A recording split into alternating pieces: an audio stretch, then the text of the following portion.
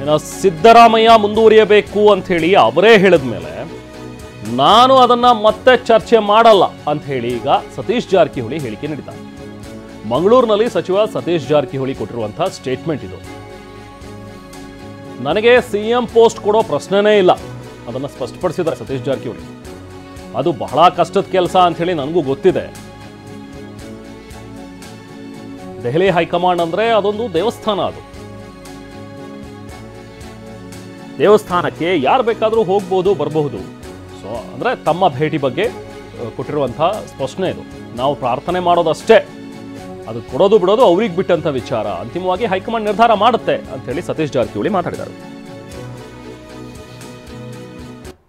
ಸಿದ್ದರಾಮಯ್ಯ ಅವರು ಮುಂದುವರಿಬೇಕಂತ ಅವ್ರು ಹೇಳಿಬಿಟ್ಟ ಮ್ಯಾಗೆ ನಾನು ಅದಕ್ಕೆ ಹೇಳೋದು ಅವಶ್ಯಕತೆ ಇಲ್ಲ, ಅದು ಚರ್ಚೆನೂ ಅನವಶ್ಯಕ. ಎಲ್ಲ ಕಡೆದು ಎಲ್ಲರೂ ಹೇಳ್ತಾರೆ, ಪರಮೇಶ್ವರ ಆಗ್ಬೇಕಂತ ಹೇಳ್ತಾರೆ, ಡಿ.ಕೆ. ಶಿವಕುಮಾರ್ ಅಂತ ಹೇಳ್ತಾರೆ, ನಾವು ಹೇಳ್ತಾರೆ, ಮತ್ತಾರು ಹೇಳ್ತಾರೆ. ಅವ್ರವ್ರ ಅಭಿಮಾನಿಗಳು ಇದ್ದೇ ಇರ್ತಾರೆ, ಹೇಳ್ತಾರೆ. ಸೊ ಅದು ಅವರ ಪ್ರೀತಿ ಅಷ್ಟೇ. ಕೊಡೋ ಪ್ರಶ್ನೆ ಇಲ್ಲ, ಅದು ಭಾಳ ಕಷ್ಟದ ಕೆಲಸ, ಅಷ್ಟು ಸುಲಭ ಏನಿಲ್ಲ. ಅದು ಮುಖ್ಯ ಹೋಗ್ತಿರ್ಬೇಕಾದ್ರೆ ಏನು ಭೇಟಿಯಾಗಲಿಕ್ಕೆ ಏನು ಮುಕ್ತಿ, ಅದು ದೇವಸ್ಥಾನ ಇದ್ದಾಗೆ.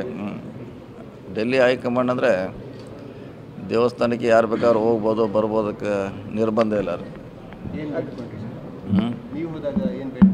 ಏನು ಬೇಡ್ಕೊಂಡಿದ್ದಿಲ್ಲ, ಪಕ್ಷ ಮತ್ತೆ ಬೆಳಿಬೇಕು, ಮುಂದೆ ಅಧಿಕಾರಕ್ಕೆ ಬರಬೇಕು ಅನ್ನೋದು ಅಷ್ಟೇ. ಮತ್ತೇನು ಬಿಡೋರು, ಶ್ರೀಮಂತರಾಗಬೇಕು ಹೆಂಗೆ ನಾವು ದೇವಸ್ಥಾನದಲ್ಲಿ ಬೇಡ್ಕೋತೀವಿ, ಹಂಗೆ ನಮ್ಮ ಪಕ್ಷ ಅಧಿಕಾರ ಮತ್ತೊಮ್ಮೆ ಬರಲಿ ಅಂತ ಬೇಡ್ಕೊಂಡಿದ್ವಿ. ಅದನ್ನೇ ಎಲ್ಲರೂ ಹೋಗಿ ಅದನ್ನೇ ಬೇಡೋದು ಅಷ್ಟೇ. ಸಣ್ಣ ಪುಟ್ಟ ವ್ಯತ್ಯಾಸ ಇದ್ದರೆ ಸರಿ ಮಾಡುವಂಥ ಪ್ರಾರ್ಥನೆ ಕೂಡ ಅಲ್ಲಿ ಆಗುತ್ತೆ. ಎಲ್ಲ ಆಟ ಎಲ್ಲ ನಮ್ಮ ಹತ್ತಲ್ಲಿ ಏನೂ ಇಲ್ಲ. ನಾವೇನೋ ರಿಕ್ವೆಸ್ಟು ಹೇಳಿದಲ್ಲ, ಪ್ರಾರ್ಥನೆ ಮಾಡೋದಷ್ಟೇ. ಅಂತಿಮವಾಗಿ ಹೈಕಮಾಂಡ್ ಡಿಸಿಷನ್ ಮಾಡಬೇಕು. ಅವ್ರ ಅಭಿಪ್ರಾಯ ಹೇಳಿರ್ಬೋದು, ಹೇಳಲಿಕ್ಕೆ ನಮ್ಮ ಪಕ್ಷದಲ್ಲಿ ಎಲ್ಲ ಸ್ವತಂತ್ರ ಇದ್ದಾರೆ, ಹೇಳಿದ್ದಾರೆ. ಅಂತಿಮವಾಗಿ ಪಕ್ಷ ಹೈಕಮಾಂಡ್ ಇದೆ, ಅವ್ರು ನಿರ್ಧಾರ ಮಾಡ್ತಾರೆ, ನಾವು ಮಾಡೋಲ್ಲ. ಅದನ್ನೇ ಪ್ರಶ್ನೆ ಬರೋದಲ್ಲ, ಅದು ಹೈಕಮಾಂಡ್ಗೆ ಅಂತ ಹೇಳಿದ್ವಿ. ಸಾಮರ್ಥ್ಯ ಇದ್ದರೆ ಆಗ್ಬೋದು, ಅವ್ರಿಗೆ ಸಾಮರ್ಥ್ಯ ಇದ್ದರೆ 2 ಮಾಡ್ಬೋದು, 3 ಪೋಸ್ಟ್ ಮಾಡ್ಬೋದು, ಮಾಡಬಾರ್ದಂತೇನಿಲ್ಲ. ಕೆಪಾಸಿಟಿ ಅದನ್ನು ಡಿಸೈಡ್ ಮಾಡಬೇಕು ಹೈಕಮಾಂಡು, ಇರಬೇಕಾ ಬೇಡ ಅಂತ. ನಾವು ಮಾಡಲಿಕ್ಕಾಗಲ್ಲ, ನಮ್ಮಂತಲ್ಲಿ ಇಲ್ಲವೇ ಇಲ್ಲ, ನಮ್ಮ ವ್ಯಾಪ್ತಿಗೆ ಬರೋಲ್ಲ.